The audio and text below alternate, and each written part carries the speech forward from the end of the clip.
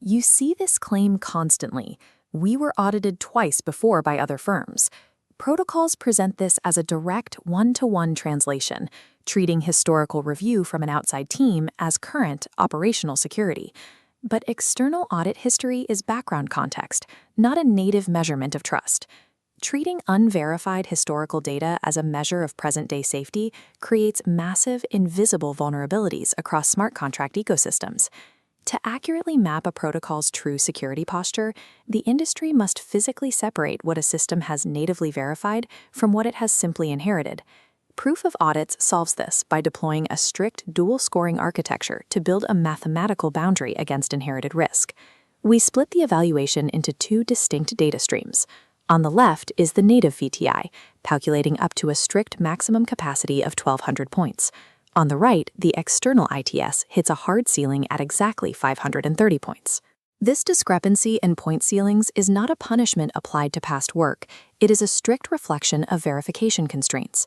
The Native Verified Trust Index is exclusively reserved for protocols subjected to a current, structured proof of audits review. To score on this gauge, a protocol must present an unbroken internal evidence chain. The first link is methodology, a standardized known review process executed directly by our internal tiers. The second is verification, requiring direct, unimpeded access to the codebase exactly as it exists at this moment. The final link is sign-off, enforcing absolute cryptographic accountability from every reviewing tier that touched the code. That 1,200-point ceiling is possible strictly because proof of audits can mathematically verify and take full accountability for every single link in this chain. Past audits inform broader risk mapping, which is where the external imported trust summary applies. Unlike native VTI, imported data lacks an accountable internal evidence chain. This disjointed data hits the trust boundary, the epistemological barrier where we acknowledge we cannot verify another firm's work. We cannot independently verify the baseline parameters, access internal auditor communications, or rerun the specific tooling used during those historical reviews. Because this data originates entirely outside the internal evidence chain, it must be treated as contextual background rather than a native trust measurement.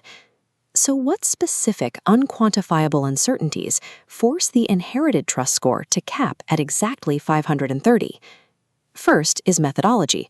We cannot retroactively prove if an external approach was rigorous or superficial. Second is depth. Did they review the complete codebase or just an isolated branch? Third is current relevance. A historical audit's value degrades rapidly over time. Unverified methodologies, uncertain depth, and decaying relevance. Combined, these variables introduce far too much noise into the security model to allow for a full 1,200-point scale. That 530 constraint is not an arbitrary penalty. It is a mathematical necessity to isolate unquantifiable uncertainty away from the primary security score. When we bring both scoring architectures back together, we capture the complete holistic security posture of a protocol. A robust assessment requires reading both contexts simultaneously, actively verifying the present while carefully mapping the history. But we have to accept a critical overarching constraint. Neither a high native VTI nor a maxed-out external ITS is a guarantee of absolute safety. These scores do not predict the future. They merely provide the highest possible resolution map of present and past risk. Not all audit history is created equal. Precision in cybersecurity requires treating external context as a distinct, heavily weighted variable. Security metrics are only as useful as their strict adherence to a verifiable evidence chain. Follow proof of audits to understand the epistemological boundaries of smart contract security.